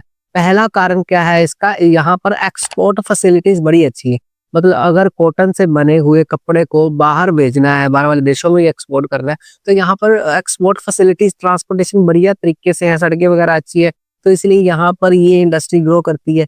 दूसरा पॉइंट है, यहाँ पर लेबर अच्छी मिल जाती है, लेबर बहुत मात्रा में लोग यहाँ पर काम करने में स्किल्ड लेबर होते हैं, जिनको कपड़े का काफी नॉलेज होता है, तो टेक्सटाइल इंडस्ट्री में काम करते हैं। उसके बाद है अवेलेबिलिटी ऑफ कैपिटल। कैपिटल का मतलब क्या आता है? पैसे। लोगों के पास बहुत ज्यादा धन है, बहुत ज्यादा रिच यहाँ पर बिजनेसमैन लोग हैं, जो क्या है, टेक्सटाइल इंडस्ट्री को ग्रो कराने में हेल्प कराते हैं, तो इसलिए टेक्सटाइल इंडस्ट्री इन दो प्लेसेस में ज्यादा है। अगला है फेवरेबल क्लाइमेट। यहाँ पर फेवरेबल क्लाइमेट है, मतलब कॉटन की खेती अगर करना है तो जितनी बारिश चाहिए, जितनी धूप चाहिए, उसके लिए उतनी पर्याप्त धूप मिल जाती है, तो यहाँ पर इसीलिए ये कॉटन टेक्सटाइल ग्रो करती है। लास्ट पॉइंट है यहाँ पर availability of raw material. Raw material की भी अवेलेबिलिटी है, जो भी इंडस्ट्री को चाहिए रॉ मटेरियल, अगर कॉटन चाहिए, क्लाइमेट अच्छा है तो कॉटन बढ़िया ग्रो करेगी, तो रॉ मटेरियल भी अच्छा मिलेगा। इसीलिए यहाँ इन दो प्लेसेस में क्या है, कॉटन टेक्सटाइल सबसे ज्यादा मात्रा में है। आपको दो तरह से क्वेश्चन यहाँ पर ये बनता होता है कि ऐसी कौन सी जगह है इंडिया की, मेन 3 स्टेट बताओ जहां पर कॉटन टेक्सटाइल है, तो आपने 3 जगह याद रखनी है। पर यहाँ पर फैक्चुअल क्वेश्चन आगे से ये आ सकता है कि इन दो प्लेसेस में ही सबसे ज्यादा क्यों है, ज्यादा लार्जेस्ट इंडस्ट्री क्यों है, क्योंकि ये वाले सारे कारण यहाँ पर जो मैंने बताए हैं वो आपने लिखने हैं। वैसे भी सारा का सारा डेटा आपको बढ़िया तरीके से नोट्स में मिल जाएगा, विद हेडिंग्स बढ़िया तरीके से, ऐसे मोतियों की तरह पढ़ाया होगा। आपको कोई भी और वीडियो देखने की जरूरत नहीं पड़ेगी, कंसेप्ट आपके डीपली 100% क्लियर हो जाएंगे। आगे फैक्चुअल डिटेल है कॉटन से रिलेटेड। इंडिया है वो एक्सपोर्ट भी करता है कॉटन को, कॉटन को बाहर भी भेजता है। कुछ देशों के नाम याद रखने पड़ेंगे आपको, जैसे जापान हो गया, यूएसए हो गया, यूके और रशिया एक्सेट्रा। इन सभी देशों में कॉटन को इंडिया एक्सपोर्ट करता है। ये सारा डेटा याद रखने के बाद आपको अगला एक कंसेप्ट याद रखना है कि क्या याद रखना है, importance of textile industry to Indian economy. India की जो अर्थव्यवस्था है वहां पर इंडिया की टेक्सटाइल इंडस्ट्री कहां पर स्टैंड करती है, क्या योगदान है टेक्सटाइल इंडस्ट्री का। तो ये जैसे ही क्वेश्चन आएगा मैं पॉइंट्स में आपको बताऊंगा, तो आपने एग्जाम में वैसे लिखना है। पहला पॉइंट है 4% कॉन्ट्रीब्यूशन ऑफ नेशनल इनकम। जितनी भी देश की इनकम होती है उसमें से 4% सीधा की सीधा इंडिया को कहाँ से मिलते हैं, वो मिलते हैं कॉटन टेक्सटाइल इंडस्ट्री कमा के देती है। तो ये फैक्चुअल डिटेल आपने याद रखनी है। उसके बाद ये क्रिएटिव इंडस्ट्री है, एक क्रिएटिव इंडस्ट्री है। आप तो देखो कॉटन के टेक्सटाइल कितने कितने नए प्रोडक्ट, कितने कितने नए स्टाइल के कपड़े बनाती है, और भी बड़ा कुछ आ गया इसमें। तो ये क्रिएटिव इंडस्ट्री है, क्रिएटिव इंडस्ट्री होगी पैसे भी ज्यादा कमा के देगी इंडिया की इकोनॉमी को। लास्ट पॉइंट है इसका, give large employment. Large employment भी देगी। अगर भाई इतनी फैक्ट्री खोलनी है तो फैक्ट्री में काम करने के लिए तो लोग भी चाहिए होंगे ना, स्किल और अनस्किल भी, तो ये बहुत सारे लोगों को काम देती है। तो यही सारी इंपॉर्टेंस है इंडिया की टेक्सटाइल इंडस्ट्री की इंडिया की इकोनॉमी के लिए। उसके बाद लास्ट कंसेप्ट डिस्कस करते हैं, problem face by textile industry. कि इंडिया में अगर बात करें टेक्सटाइल इंडस्ट्री को कौन कौन सी प्रॉब्लम्स को फेस करना पड़ता है, जिसके चक्कर में कॉटन टेक्सटाइल थोड़ा सा पिछड़ रही है। अगर आगे होती तो सभी स्टेट्स में कॉटन टेक्सटाइल बढ़िया परफॉर्म कर पाती है, ठीक है। तो ऐसे कारण बता रहे हैं हमने कौन सी प्रॉब्लम है जिससे टेक्सटाइल इंडस्ट्री प्रॉब्लम फेस कर रही है। ये भी पॉइंट्स में डिस्कस करेंगे। 4 पॉइंट है इसके। पहला पॉइंट है irregular supply of raw material. जो रॉ मटेरियल है उसकी इरेगुलर सप्लाई हो रही है भाई टॉप कॉटन टेक्सटाइल इंडस्ट्री को। मतलब कपड़ा बनाना है, अगर कॉटन का कपड़ा तो कॉटन चाहिए, तो कॉटन की जो सप्लाई है वो इरेगुलर है। मतलब रेगुलर होगी तो कपड़ा बिंदास तरीके से बनेगा, कोई रोक टोक नहीं होगी। पर यहाँ पर इंडिया में क्या है, बहुत ज्यादा लोग किसानी नहीं करते, जिससे क्या है एग्रीकल्चर में इरेगुलर सप्लाई मिलती है कॉटन टेक्सटाइल को। अगली प्रॉब्लम क्या फेस करने को मिलती है कॉटन टेक्सटाइल को, problem of power cut. Power cut मतलब पावर कट का मतलब क्या आता है, बिजली चली जाना। तो बिजली बहुत जाती है इंडिया में, तो इसकी इंडस्ट्री खोलने के लिए ना रेगुलर सप्लाई चाहिए। एक बार अगर मशीन ने कपड़ा बुनना शुरू कर दिया तो वो अगर रुक जाएगा तो खराब हो सकता। तो हमारे यहाँ पर क्या है, लाइट जला जाती है, जिसके चक्कर में कॉटन टेक्सटाइल को प्रॉब्लम फेस करनी मिलती है। इसका अगला पॉइंट क्या है, ओल्ड मशीनरी। जो इंडिया में कॉटन टेक्सटाइल है वो ओल्ड मशीनरी द्वारा किया जाता है। कॉटन टेक्सटाइल, कॉटन के कपड़े को ओल्ड तरीके से बनाया जाता है। अब अभी अभी सुधार आ रहा है, पर अच्छी तरह सभी तरफ नहीं सुधार देखने को मिलता है। ये इसीलिए ये प्रॉब्लम में आ गए ये पॉइंट। लास्ट है competition in the foreign market. So competition होएगा तो जो फॉरेन कंट्रीज है इंडिया से और सस्ता कपड़ा बनाने की कोशिश करेंगे, और सस्ता बनाएंगे तो रॉ मटेरियल भी उसको सस्ता लगेगा। तो यहाँ पर क्या है, कॉटन बेस्ट क्वालिटी की है, कपड़ा बेस्ट क्वालिटी का होता है, इसलिए महंगा बिकता है। तो इसीलिए लोग सस्ता लेना पसंद करते हैं। कंपटीशन होगा, अगर सस्ता कपड़ा होगा तो लोग वो प्रेफर करेंगे। तो ये प्रॉब्लम देखने को मिलती है टेक्सटाइल इंडस्ट्री को। आई होप ये कॉटन टेक्सटाइल इंडस्ट्री का कंसेप्ट आपको अच्छे से समझ आ गया। उसके बाद हम भाई नेक्स्ट टेक्सटाइल के बारे में डिस्कस करने जा रहे हैं, जिसका नाम क्या रहने वाला है, जूट टेक्सटाइल। बेसिकली ये भी एग्रो बेस इंडस्ट्री के अंडर आता है, जैसे मैंने पहले करवाई है आपको। जूट जो टेक्सटाइल है, दो वर्ड से मिलकर बना है। जूट का मतलब होता है कुछ इस प्रकार की दिखने वाली फसल होती है, और टेक्सटाइल जैसे मैंने पहले बता दिया, इसका मतलब होता है कपड़े। तो जूट से कपड़े बनाए जाते हैं, डायरेक्टली कपड़े नहीं बनाए जाते। जूट से कन्वर्ट करके फैक्ट्री में क्या किया जाता है, इस प्रकार का धागा निकाला जाता है जूट से, और उस धागे से बहुत सारे कपड़े वगैरह बनाए जाते हैं, और भी बहुत सारी चीजें बनाई जाती हैं जो मैं आगे बनाऊंगा। ठीक है, तो इसमें हमने एग्जाम पॉइंट ऑफ व्यू से कुछ पॉइंट्स याद रखने हैं। पहला पॉइंट है कि एग्रो बेस्ड इंडस्ट्री है, तो मतलब एग्रीकल्चर से टोटली डिपेंड है। अगर जूट किसान उगाएगा तभी वो धागा बनेगा बाद में फैक्ट्री में। ठीक है, दूसरी बात, यार्न मेड फ्रॉम जूट। जो यार्न है, धागा है, वो जूट से बनाया जाता है, और उसके बहुत सारे प्रोडक्ट्स बनाए जाते हैं। प्रोडक्ट्स जैसे आपने क्लॉथ, इस प्रकार के जूट की क्लॉथ बनते हैं, जैसे कहीं ना कहीं आपने देखा होगा, बैग्स बनते हैं। ठीक है, रोप्स बनती हैं, रस्सियां वगैरह बनती हैं, और भी बहुत सारी चीजें बनती हैं जो मैंने नोट्स में दे दिए हैं। आप बाकी वहां से सारी चीजें याद कर लो, आपको कोई टेंशन लेने की जरूरत नहीं। ठीक है, तो बेसिकली ये कंसेप्चुअल पहली डिटेल आपको आई होप अच्छी तरह समझ आ गई। उसके बाद बात करते हैं जो जूट टेक्सटाइल है, कौन सी स्टेट में, कौन से एरिया में सबसे ज्यादा जहां पर मिलती है। तो आपने लोकेशन याद रखनी है। जूट टेक्सटाइल सबसे ज्यादा कहां पर है, कौन सी स्टेट में? तो इसका आंसर है वेस्ट बंगाल। वेस्ट बंगाल में क्या है, बहुत सारी जूट्स की मिल पाई जाती है, जो किसके नजदीक पाई जाती है? सबसे ज्यादा अगर देखा जाए तो हुगली रिवर। हुगली एक वेस्ट बंगाल में बहने वाली रिवर है, उसके आसपास का एरिया क्या कहलाता है, जूट की प्रोडक्शन के लिए बेस्ट होता है। इसीलिए वहां पर सारे मिल्स है, कारखाने है, इंडस्ट्री है, टेक्सटाइल है, तो वहां पर लगाई जाती है। तो आपको ये इन बिटवीन क्वेश्चन आ सकता है एग्जाम में, एमसीक्यूज में। जूट मिल सबसे ज्यादा कौन सी स्टेट में? तो वेस्ट बंगाल में एक रिवर है हुगली रिवर के आसपास, इसीलिए वेस्ट बंगाल को क्या टाइटल दिया गया है, होम ऑफ जूट। जूट का होम बोला जाता है इसको। आपको ना 5 नंबर का यहाँ से सबसे इंपोर्टेंट क्वेश्चन आ सकता है, why the West Bengal is called home of the jute. Jute का होम क्यों बोला जाता है? इसके पॉइंट्स जैसे मैं कराऊंगा वैसे आपने याद रखना है। पहला है, ह्यूज क्वांटिटी ऑफ वाटर यहाँ से मिल जाता है इसकी प्रोडक्शन करने के लिए। ठीक है, तो जूट की प्रोडक्शन है, ये समझ लो, उसको पानी की बड़ी ज्यादा जरूरत होती है। तो हुगली रिवर है, रिवर से तो क्या मिलेगा, पानी मिलेगा, इसीलिए इसको क्या है, पानी में ग्रो किया जाता है बहुत सारे, और यहाँ से पानी की मात्रा पूरी की जाती है इस रिवर से। दूसरी बात, यहाँ पर वेस्ट बंगाल में availability of cheap labour. Cheap सबसे सस्ती लेबर पाई जाती है, लोग कम पैसों में काम करने के लिए अवेलेबल होते हैं वहां पर, तो इसीलिए लेबर भी ज्यादा मिल जाती है, पानी भी बहुत ज्यादा है, तो इसको आसानी से ग्रो किया जाता है वेस्ट बंगाल में।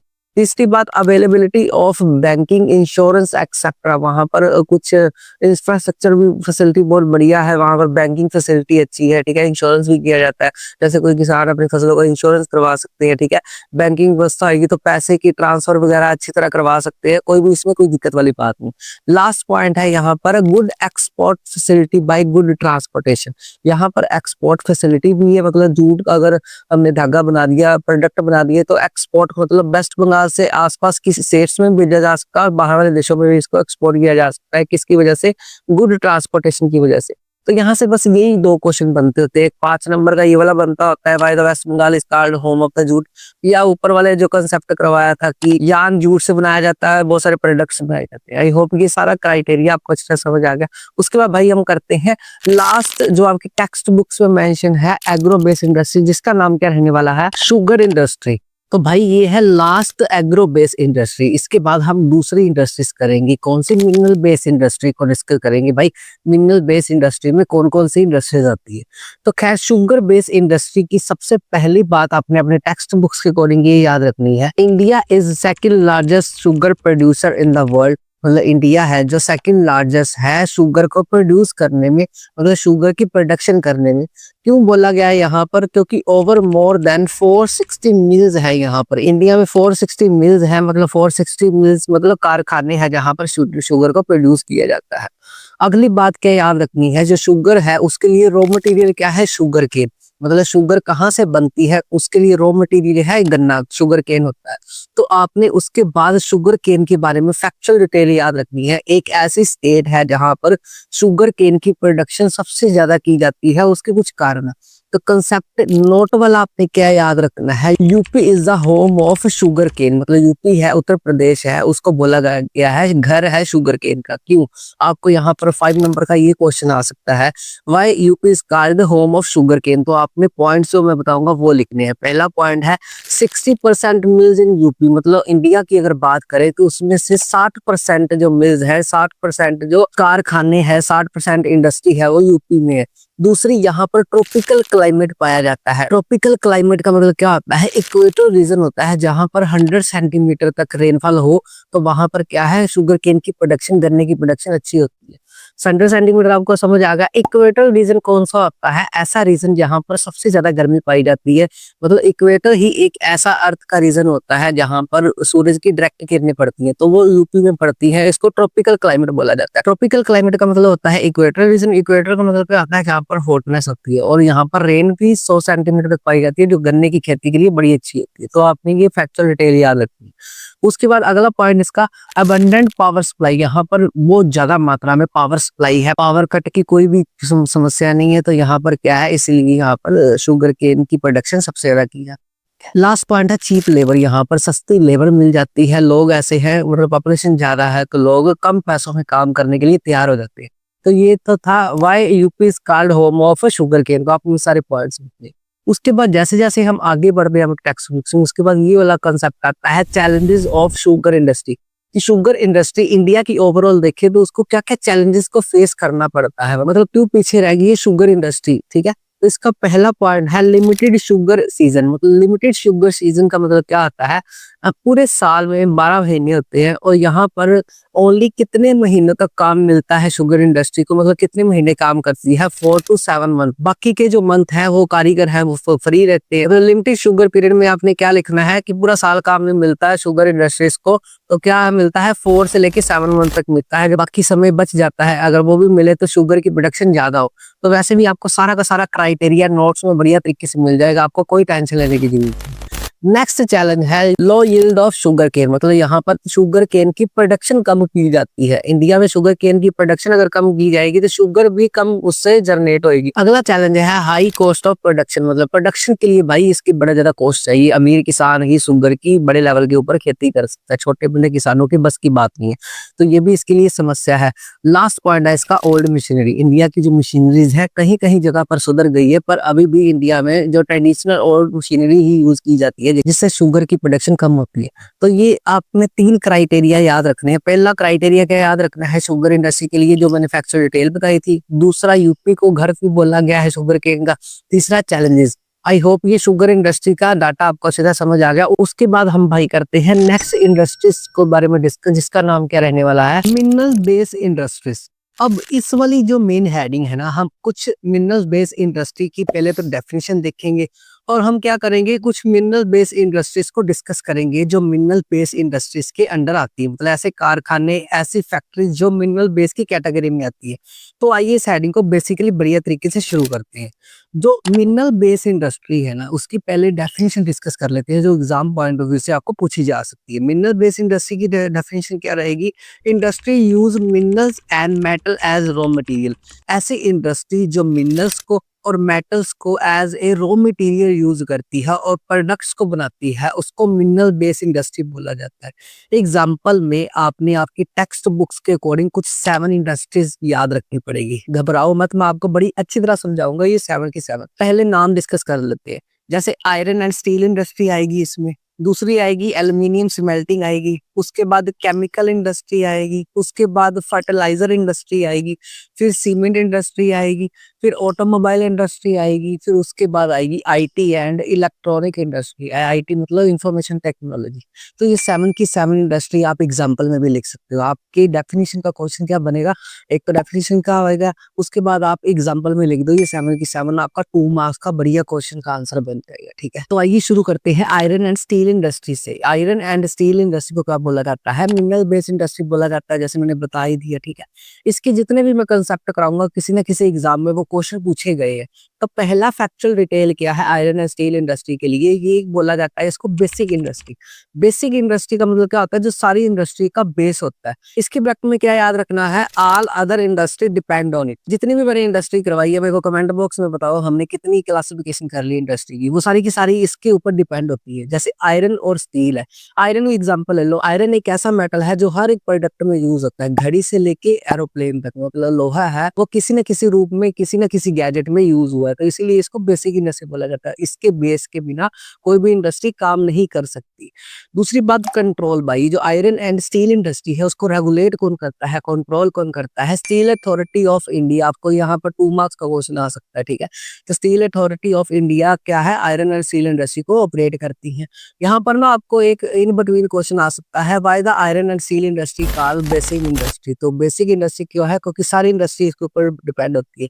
बाकी सारी डिटेल इंफॉर्मेशन आपको पूरी की पूरी बढ़िया तरीके से नोट्स में मिल जाएगा, आपको कोई टेंशन लेने की जरूरत नहीं। अगली इसकी फैक्चुअल डिटेल क्या है, बेसिक इनपुट रिक्वायरमेंट। जो आयरन एंड स्टील इंडस्ट्री है उसके लिए बेसिक इनपुट क्या रिक्वायरमेंट होती है, मतलब यहाँ पर कुछ आपने रेशो में कुछ 3 चीजें याद रखनी पड़ेंगी। जैसे आयरन और ratio cooking coal, ratio limestone. इसकी रेशो कितनी चाहिए, 4:2:1। मतलब आयरन कोर 4 रेशो होनी चाहिए और कुकिंग कोल 2 रेशो में होना चाहिए और लाइमस्टोन 1 रेशो में होना चाहिए।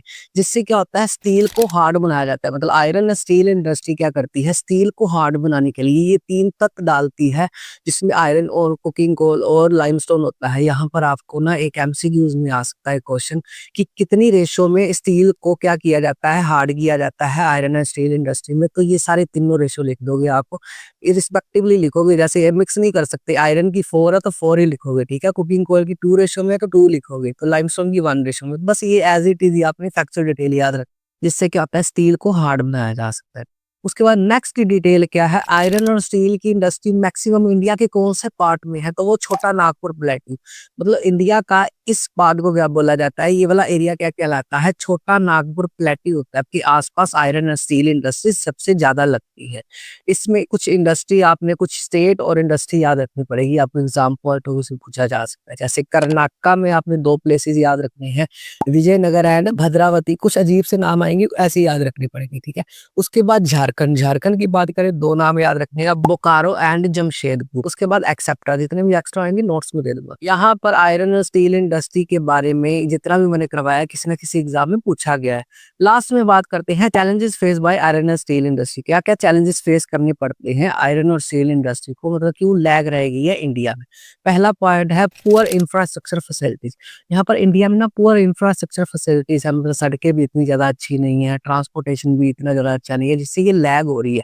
पुअर इंफ्रास्ट्रक्चर में क्या है, जैसे दूसरे पॉइंट में क्लियर हो जाता है, जैसे शॉर्टेज ऑफ पावर, पावर की शॉर्टेज है। हम यहाँ पर कट बहुत ज्यादा लगते हैं, बिजली बहुत ज्यादा जाती है, जिससे क्या है पुअर इंफ्रास्ट्रक्चर शो होता है इंडिया का। अगर ये सुधार आ जाए तो आयरन और स्टील इंडस्ट्री ग्रो करेगी।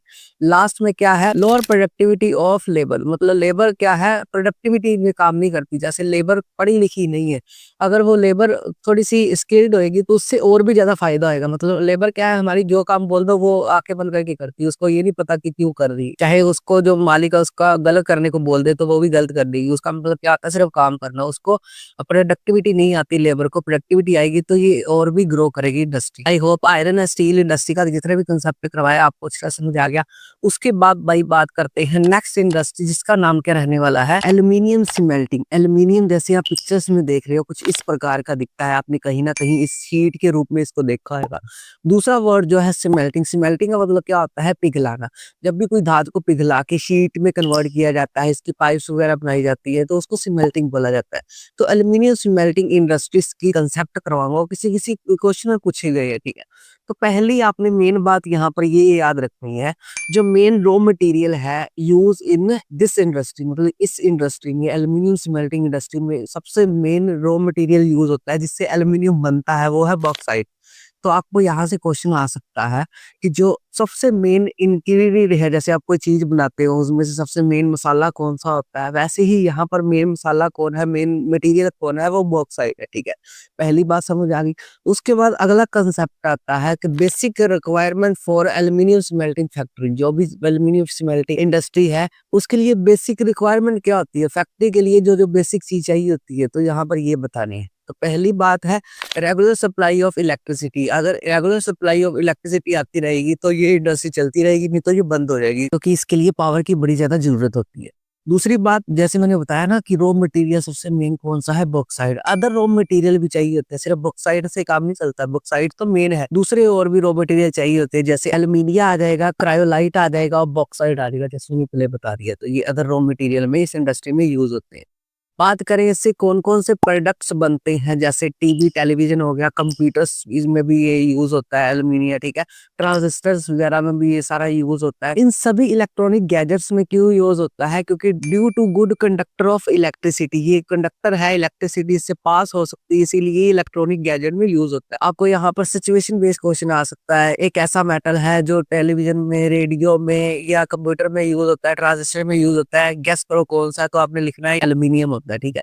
तो यहाँ पर ये क्वेश्चन बनता होता है कि कौन कौन सी बेसिक रिक्वायरमेंट है और सबसे मेन जो है रॉ मटेरियल किसके लिए क्या है। लास्ट में बात करें इसके प्लांट्स के बारे में, इसके प्लांट्स कहाँ कहाँ पर है, जैसे सबसे पहली स्टेट है उड़ीसा, दूसरी है Tamil and last one is West Bengal etcetera. जो नोट्स में होगी मैं सारी एक्स्ट्रा दे दूंगा, ठीक है, आपको कोई टेंशन लेने की जरूरत नहीं। आई होप ये एल्यूमिनियम स्मेल्टिंग वाला कंसेप्ट आपको अच्छे से समझ आ गया। उसके बाद भाई हम बात करते हैं नेक्स्ट इंडस्ट्री के बारे में, जिसका नाम क्या रहने वाला है, केमिकल इंडस्ट्री। तो बेसिकली ये वाला जो इंडस्ट्री है इसमें ज्यादा डाटा नहीं याद रखना पड़ेगा, जितना भी एग्जाम पॉइंट ऑफ व्यू से इंपॉर्टेंट है मैं आपको यहाँ पर बताने जा रहा हूँ। केमिकल इंडस्ट्री की सबसे पहले करते हैं इसकी डेफिनेशन। केमिकल इंडस्ट्री की डेफिनेशन क्या होती है, industry that produce chemical and chemical products, जो दो चीजें बनाती है, या तो केमिकल बनाएगी या केमिकल प्रोडक्ट्स बनाएगी। जितने भी केमिकल से प्रोडक्ट्स बनते हैं, जैसे एसिड हो गया, एसिड से कोई भी करके, जैसे लैब में आप साइंस लैब में जाते हो, कोई भी एक्सपेरिमेंट्स है, तो वो इंडस्ट्री क्या करती है आपके लिए, जितनी भी एक्सपेरिमेंट के लिए एसिड स्ट्रॉन्ग वाले या बेस वाले यूज होते हैं, वो सारे यहाँ पर बनते हैं। तो इसकी डेफिनेशन है, या तो प्रोड्यूस करेगी केमिकल या केमिकल के प्रोडक्ट्स यूज करेगी। अब जो केमिकल इंडस्ट्री है वो डील करती है दो चीजों के साथ, किसके साथ, ऑर्गेनिक केमिकल के साथ और इनऑर्गेनिक केमिकल के साथ। यहाँ पर एग्जाम में आपको ना डिफरेंस आ सकता है, 3 नंबर के क्वेश्चन में या लॉन्ग क्वेश्चन में दिया जा सकता है, डिफरेंस बिटवीन ऑर्गेनिक केमिकल या इनऑर्गेनिक केमिकल। जैसा जैसा मैं बताऊंगा उतना उतना आपने लिखना। तो ऑर्गेनिक केमिकल मैं पहले क्लियर कर देता हूँ, जो ऑब्टेन होता है हमें नेचर से ऑब्टेन होता है, नेचुरल तरीके से ऑब्टेन होता है, उसको ऑर्गेनिक केमिकल बोला जाता है।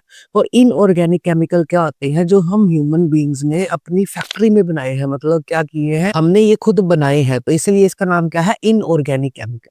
आगे डिटेल कराऊंगा ना, उससे आपको और भी क्लियर हो जाएगा। सबसे पहले बात करते हैं इन दोनों की डेफिनेशन। डेफिनेशन क्या है, जो ऑर्गेनिक केमिकल है इंक्लूड पेट्रोकेमिकल, इसमें पेट्रोकेमिकल्स होते हैं। पेट्रोकेमिकल्स में ब्लैक में क्या लिखा है, जैसे पेट्रोलियम हो गया, नेचुरल कोल हो गया, मतलब कोयला वगैरह हो गया, ये ऑर्गेनिक केमिकल में इंक्लूड होता है, बस आपने ये याद है। उसके बाद जो इनऑर्गेनिक केमिकल है उसमें क्या होता है, इंक्लूड सल्फ्यूरिक एसिड, उसमें सल्फ्यूरिक एसिड होता है। ये अपने दोनों की डेफिनेशन में दो चीजें याद रखनी है, एक तो पेट्रोकेमिकल्स और एक सल्फ्यूरिक एसिड वाली बात आपने याद रखनी। अगली बात करें प्रोडक्ट्स की, ऑर्गेनिक केमिकल में कौन कौन से प्रोडक्ट बनते हैं और इनऑर्गेनिक केमिकल से कौन कौन से प्रोडक्ट बनते हैं। कुछ आपने प्रोडक्ट सुने होंगे, ठीक है। ऑर्गेनिक की अगर बात करें तो यहाँ पर बनता है प्लास्टिक्स वगैरह बनते हैं, ड्रग्स दवाइयां वगैरह बनती हैं, और डाइज वगैरह जहाँ से हम रंग वगैरह करते हैं, जो बच्चे पेंट वगैरह करते हैं, वो भी इससे ऑर्गेनिक केमिकल से बनते हैं, एक्सेट्रा में सारे नोट्स। उसके बाद इनऑर्गेनिक से क्या बनता है, जैसे फर्टिलाइजर हो गए, जैसे किसान यूज करते हैं इसको, ठीक है। सोप वगैरह हो गए, और एसिड वगैरह भी इससे बनते हैं। तो इनऑर्गेनिक मतलब एसिड हम ह्यूमन भी, एक्सेप्ट में सारे नोट्स में दे दूंगा। लास्ट में बात करें लोकेशन की, ऑर्गेनिक सेक्टर की जो लोकेशन है उसके नियर होती है, near oil refineries. Oil refineries है जहां पर ऑयल को रिफाइंड किया जाता है, उसकी फैक्ट्रीज के नियर इसको लगाया जाता है, इस प्लांट को, ठीक है। उसके बाद अगर बात करें इनऑर्गेनिक केमिकल की, उसकी फैक्ट्रीज कहाँ पर लगती है, widely spread all over the country. Widely spread है हमारी कंट्री के अंदर ही, जैसे कंट्री के अंदर बहुत सारे स्टेट्स हैं जहां पर इनके प्लांट्स है, बहुत सारे नाम है, हमें सारे याद नहीं रखने, बस ये लाइन याद रखनी है, वाइडली स्प्रेड क्या है, all over our country. I hope ये केमिकल इंडस्ट्री का कंसेप्ट आपको अच्छे से समझ आ गया। उसके बाद हम भाई का बात करते हैं नेक्स्ट इंडस्ट्री के बारे में, जिसका नाम क्या रहने वाला है, फर्टिलाइजर इंडस्ट्री। जो फर्टिलाइज़र इंडस्ट्री है, इसमें ना थोड़े-से अजीब से नाम याद रखने पड़ेंगे आपको, अजीब से फर्टिलाइज़र के नाम याद रखने पड़ेंगे, ऐज़ इट इज़ ही याद रखो। मैं कोशिश करूँगा आपको बढ़िया तरीके से समझा पाऊँ, ठीक है? तो बेसिकली जो फर्टिलाइज़र है, इसका यूज़ कौन करते हैं सबसे ज़्यादा? किसान यूज़ करते हैं अपनी फसलों के ऊपर, जिससे प्रोडक्शन इंक्रीज़ होती है उनकी, ठीक है? तो आपने ये दिमाग में इतना लेके चलना है कि फर्टिलाइज़र क्या करते हैं? एग्रीकल्चर में किसानों की हेल्प करते हैं। तो फर्टिलाइज़र इंडस्ट्री की सबसे पहली बात आपने क्या याद रखनी है? This industry centred around 3 main type of fertiliser. जो ये वाली इंडस्ट्रीज़ होती है, ये वाली कारखाने होते हैं ना, वो 3 तरह के मेन फर्टिलाइज़र्स को बनाते हैं, मतलब 3 तरह के फर्टिलाइज़र के ऊपर काम करते हैं। बस 3 अजीब-अजीब से नाम याद रखने पड़ेंगे आपको। जैसे पहला फर्टिलाइज़र किसको बनाते हैं वो? नाइट्रोजिनस फर्टिलाइज़र, इसको क्या बोला जाता है? यूरिया। आपको एग्ज़ाम में आएगा, हाँ भी 3 कौन-कौन से फर्टिलाइज़र बनाते हैं, तो पहला कौन-सा है? नाइट्रोजिनस, जिसको यूरिया भी बोला जाता है। दूसरा फर्टिलाइज़र कौन-सा है? फॉस्फेट फर्टिलाइज़र, इसको एज़ इट इज़ ही याद रखना है। इसमें आपने एक बात याद रखनी है, जो फॉस्फेट फर्टिलाइज़र है उसमें इंक्लूड क्या होता है? एक आपने शॉर्ट फॉर्म याद रखनी है, डीएपी। इसका मतलब क्या होता है? डाई अमोनियम फॉस्फेट, मतलब डीएपी की फुल फॉर्म है, जो फॉस्फेट फर्टिलाइज़र है उसमें ये इंक्लूड होता है। बस ये एक पदार्थ है जो इसमें पाया जाता है, ठीक है? जो एंटायरली क्या है? इम्पोर्टेड है इंडिया में। मतलब ये वाला जो डीएपी है, ये बाहर से मंगवाया जाता है। आपको यहाँ पे एमसीक्यूज़ इन बिटवीन क्या आ सकता है? फॉस्फेट फर्टिलाइज़र में जो डीएपी होता है, वो क्या किया जाता है? इम्पोर्ट किया जाता है या एक्सपोर्ट किया जाता है? उसको इंडिया में मंगवाया जाता है बाहर से। 2 आई होप आपको अच्छी तरह समझ आ गई fertiliser. Last one is a complex fertiliser. Complex fertiliser में कुछ फर्टिलाइज़र्स ही याद रखने पड़ेंगे जो इंडिया में बनाए जाते हैं। जैसे नाइट्रोजन, नाइट्रोजन को किस में लिखा जाता है? एन में लिखा जाता है। ये इसका सिंबल भी याद रखना, ठीक है? दूसरा है फॉस्फेट। फॉस्फेट जैसे मैंने पीछे बता ही दिया है, इसको किसके द्वारा डिनोट किया जाता है? पी के द्वारा, ठीक है? And last one is a potash. Potash को किसके किया जाता है? के। आई होप ये बेसिक कांसेप्ट आपको अच्छे से समझ आ गया, जिसमें 3 मेन टाइप ऑफ फर्टिलाइज़र हमने डिस्कस किए हैं, ये वाले, ठीक है? आगे फर्टिलाइज़र इंडस्ट्री के हिस्टोरिकली क्या इंपॉर्टेंस है, इसमें आपने याद रखना है important role in success of green revolution. जब ये फर्टिलाइज़र इंडस्ट्री ग्रो करनी शुरू होगी ना, तो इससे क्या हुई? ग्रीन रेवोल्यूशन हुई। ग्रीन रेवोल्यूशन का मतलब क्या होता है? एचवाईवी सीड्स का यूज़ होना शुरू हो गया और जिससे प्रोडक्शन किसानों की ज़्यादा होगी। मतलब पहले जो बीज थे उसको ट्रेडिशनल बीज बोला जाता है, थोड़ी-सी हिस्ट्री बता देता हूँ। उससे प्रोडक्शन कम होती थी। जैसे ही एचवाईवी सीड्स आई, उससे प्रोडक्शन ज़्यादा होने लगी और किसान का मुनाफा भी ज़्यादा बढ़ने लगा, ठीक है? लीडिंग प्रोड्यूसर में अगर बात करें, कुछ इंडिया की स्टेट्स याद रखनी पड़ेंगी जहाँ पर फर्टिलाइज़र इंडस्ट्रीज़ काफ़ी ग्रो कर रही हैं, जैसे गुजरात, तमिल, यूपी, पंजाब एक्सेट्रा। यहाँ पर फर्टिलाइज़र इंडस्ट्री का बड़ा ज़्यादा बोलबाला है। आपने यहाँ पर 3 चीज़ें याद रखनी है। एक तो 3 ऊपर जो फर्टिलाइज़र्स किए हैं वो याद रखने पड़ेंगे, हिस्टोरिकल क्या इंपॉर्टेंस है उसकी एग्ज़ाम में आ सकता है, और लीडिंग प्रोड्यूसर। आई होप ये इंडस्ट्री आपको अच्छे से समझ आ गई। उसके बाद भाई करते हैं हम डिस्कस नेक्स्ट इंडस्ट्री के बारे में, जिसका नाम क्या रहने वाला है? Cement industry. सीमेंट इंडस्ट्री में ज़्यादा डेटा नहीं है, एग्जाम पॉइंट ऑफ व्यू से जितना मैं कराऊंगा उतना ही आपने याद रखना है। इसके साथ दूसरी और इंडस्ट्री डिस्कस करेंगे, इकट्ठे डिस्कस करेंगे, जो क्या आएगी? Automobile industry. तो खैर सीमेंट इंडस्ट्री की सबसे पहली बात आपने यहाँ पर ये याद रखनी है, एसेंशियल फॉर कंस्ट्रक्शन एक्टिविटी।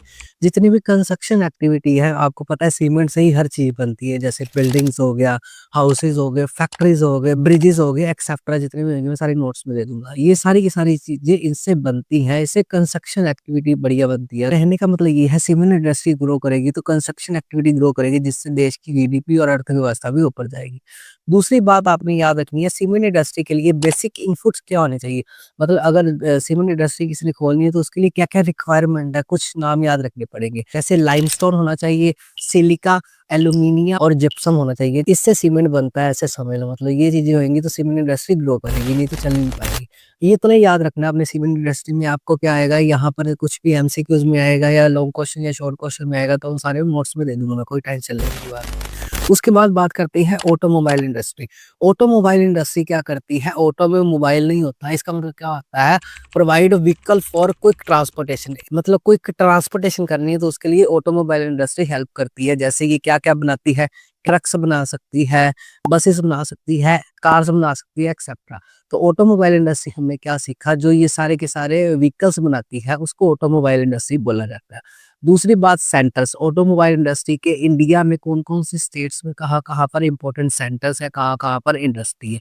तो पहला है दिल्ली, उसके बाद मुंबई, पुणे एक्सेट्रा, इन सभी शहरों में ये ऑटोमोबाइल इंडस्ट्री का बोलबाला है सेंटर्स के बाद। बट यहाँ पर आपने क्या नोट रखना है, मेजर सोर्स ऑफ पोल्यूशन, ये मेजर सोर्स भी है पोल्यूशन। अगर ऑटोमोबाइल बढ़ेगा, ये ट्रक्स वगैरह बढ़ेंगी, बसेस वगैरह बढ़ेगी, कार वगैरह बढ़ जाएगी, तो इससे क्या आएगा, एनवायरमेंट पोल्यूशन हो जाएगा। तो ये इसकी थोड़ी सी नेगेटिव बात याद रखनी है।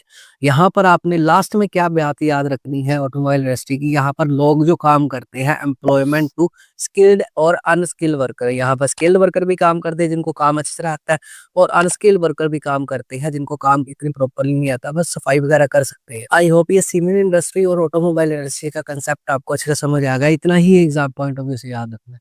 तो आइए डिस्कस करते हैं नेक्स्ट इंडस्ट्री के बारे में, जिसका नाम क्या रहने वाला है, information technology and electronics industry. तो यहाँ वाली इस वाली हेडिंग में ना बेसिकली हम लोग ना इलेक्ट्रॉनिक्स इंडस्ट्रीज के बारे में ज़्यादा डिस्कस करने वाले हैं, ठीक है। क्योंकि इंफॉर्मेशन टेक्नोलॉजी जो है वो सारी की सारी इलेक्ट्रॉनिक्स के ऊपर डिपेंड होती है। इलेक्ट्रॉनिक्स इंडस्ट्री कंपोनेंट बनाएगी तो आईटी इंफॉर्मेशन टेक्नोलॉजी भी अपने आप ग्रो करेगी।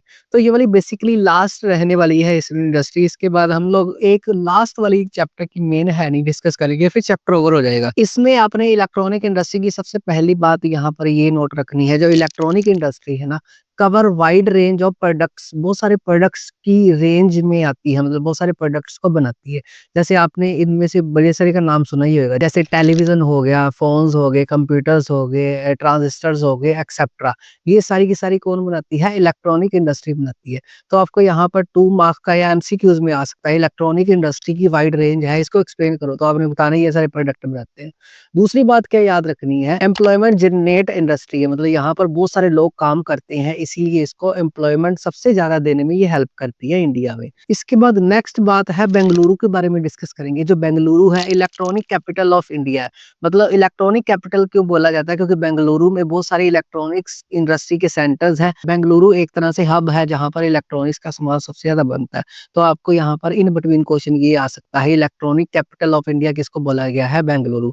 उसके बाद अगला लास्ट इसमें बात आपने याद रखनी है, अदर इलेक्ट्रॉनिक सेंटर। बहुत सारे अदर इलेक्ट्रॉनिक सेंटर्स है जहां पर इलेक्ट्रॉनिक्स इंडस्ट्री सबसे ज्यादा ग्रो करती है, जैसे पुणे हो गया, चेन्नई, कोलकाता एक्सेट्रा। बाकी सारे के सारे मैं नोट्स में दूंगा। तो ये तो थी information technology and electronic industry के बारे में चर्चा। उसके बाद भाई इसकी हम नेक्स्ट और लास्ट हेडिंग डिस्कस करने जा रहे हैं, जिसका नाम क्या रहने वाला है, industrial pollution and environment degradation. यहाँ पर आते आते हमने बहुत सारी इंडस्ट्रीज के बारे में डिस्कस कर लिया, पर थोड़ा सा हम लोग ना नेगेटिव इम्पैक्ट देखेंगे इंडस्ट्रीज का हमारे जो एनवायरनमेंट के ऊपर क्या पड़ता है। अब इंडस्ट्रीज तो बहुत सारी खुल जाती हैं, पर उसका एनवायरनमेंट में डिग्रेडेशन मतलब क्या होता है, एनवायरनमेंट को हानि पहुंचना, एनवायरनमेंट को खतरा होता है। तो बेसिकली हम लोग यहाँ पर डिस्कस करने जा रहे हैं कुछ पोल्यूशन के बारे में, कुछ major for pollution according to your text books. जैसे इसमें आएगा, सबसे पहली बात याद रखनी पड़ेगी, एयर पोल्यूशन। तो इंडस्ट्रीज पोल्यूशन में आपने एयर पोल्यूशन याद रखा है। जितनी इंडस्ट्री ग्रो करेंगी उससे एयर पोल्यूशन भी ज्यादा होगा। आपको पता है बहुत सारी इंडस्ट्रीज के जो कारखाने होते हैं, फैक्ट्रीज होती हैं, वो एयर को पोल्यूट करती हैं कुछ इस प्रकार से। तो इंडस्ट्री ग्रोथ का एक पहला नुकसान क्या है, एयर को पोल्यूट होता है, जिससे एनवायरमेंट डिग्रेडेशन होता है, ठीक है। वाटर पोल्यूशन, बहुत सारी इंडस्ट्री अपना वेस्ट क्या करती है, वाटर में थ्रो करती है, जिससे बहुत सारा पानी हमारा खराब होता है, पीने लायक नहीं रहता।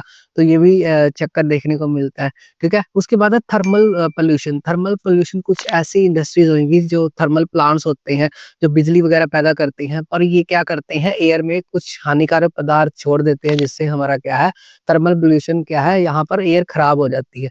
लास्ट में नॉइस पोल्यूशन। नॉइस पोल्यूशन जैसे बहुत सारी ऑटोमोबाइल इंडस्ट्रीज ग्रो करेंगी, जितनी ऑटोमोबाइल में कारें बनेंगी, जीप्स बनेंगी, या कोई भी ऐसा प्रोडक्ट बनेगा, जिससे क्या आएगा, नॉइस पोल्यूशन होएगा। बहुत सारे हॉर्न भी बजेंगे सड़कों में, तो जिससे बहुत सारी नॉइस प्रोड्यूस होगी, जिससे नॉइस पोल्यूशन देखी जा सकती है। तो यहाँ पर 5 नंबर का ये क्वेश्चन बनता होता है, इंडस्ट्रियल पोल्यूशन में कौन कौन से पोल्यूशन आएंगे, तो ये सारे आपने लिखेंगे। आई होप ये चैप्टर की एक्सप्लेनेशन आपको अच्छी तरह समझ आ गई। अब मिलते हैं भाई किसी और चैप्टर में किसी और दिन। Bye, take care, have a nice day.